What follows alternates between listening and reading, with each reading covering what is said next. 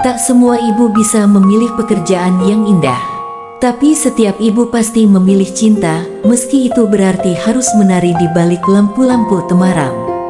Namaku Rina, usia 32 tahun. Seorang ibu tunggal dengan satu anak laki-laki berumur 7 tahun, namanya Dimas. Sejak suamiku meninggal karena kecelakaan 2 tahun lalu, dunia rasanya runtuh. Aku kehilangan tempat bersandar, sementara kebutuhan hidup terus mengejar. Awalnya aku mencoba segalanya, menjadi buruh cuci, pembantu harian, bahkan jualan makanan kecil di depan rumah. Tapi semua tak cukup untuk membayar uang sekolah Dimas yang mulai masuk SD, apalagi untuk sewa rumah dan makan sehari-hari. Suatu malam, aku dipertemukan dengan seseorang, teman lama, namanya Yuli.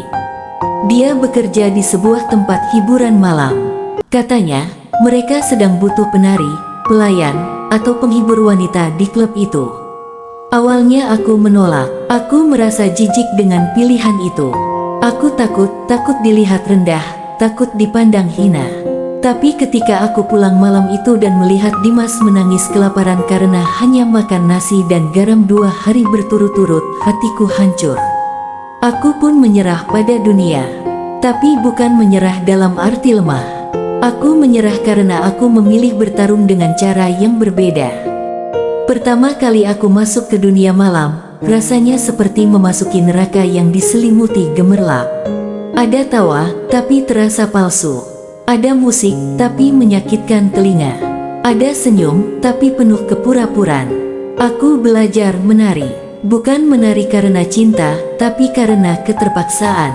Aku mengenakan makeup tebal, baju berkilau, dan harus terlihat bahagia, walau hati menangis. Tiap malam aku pulang jam 3 pagi. Badan pegal, jiwa lelah. Tapi saat sampai di rumah dan melihat Dimas tidur pulas, seolah semua luka itu hilang seketika. Karena hanya dia, satu-satunya alasan aku masih kuat berdiri. Tetangga mulai berbisik, katanya, aku wanita malam.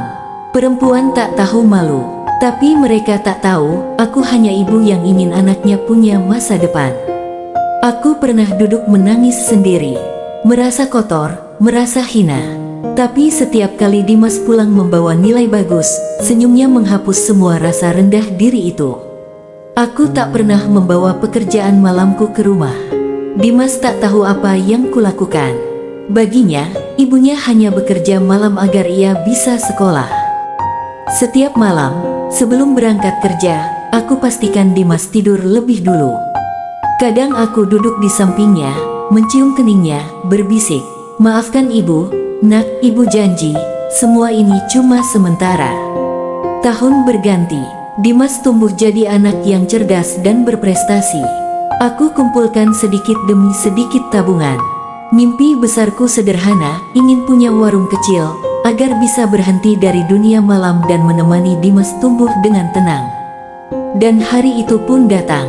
Dengan tabungan yang kusembunyikan bertahun-tahun, aku mulai berjualan makanan kecil. Tak banyak, hanya nasi kuning dan gorengan. Tapi cukup untuk perlahan meninggalkan dunia yang dulu membelenggu. Aku tahu, hidup tak akan langsung jadi indah. Tapi aku percaya, perjuangan yang dilandasi cinta tak akan sia-sia. Kini, aku tak lagi memakai makeup tebal, tak lagi menari di bawah lampu redup, tapi aku tetaplah penari kehidupan yang pernah menari di malam-malam gelap demi menerangi masa depan anakku. Bukan tempatmu bekerja yang menentukan siapa dirimu, tapi untuk siapa kamu bekerja, itulah yang memberi makna pada setiap langkahmu. Karena bagi seorang ibu, harga diri bukan soal pujian, tapi tentang seberapa jauh ia rela berkorban demi anak yang dicintainya.